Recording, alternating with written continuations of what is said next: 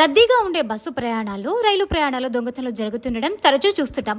ఇటీవల కాలంలో అయితే బయలుదేరడానికి సిద్ధంగా ఉన్న రైలులో కిటికీ నుంచి దొంగల ప్రయాణికుల ఫోన్లు, పర్సులు కొట్టేస్తున్నారు.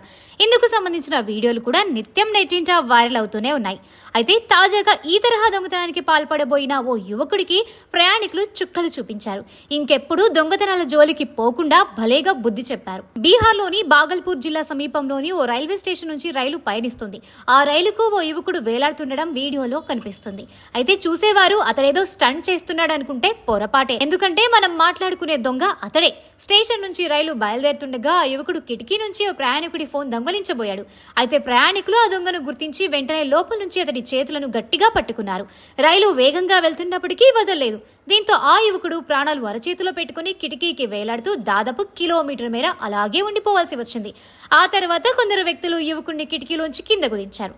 ఇదంతా రైల్లోని ప్రయాణికులు వీడియో తీసి నెట్టింట షేర్ చేయగా అది కాస్త వైరల్ గా మారింది.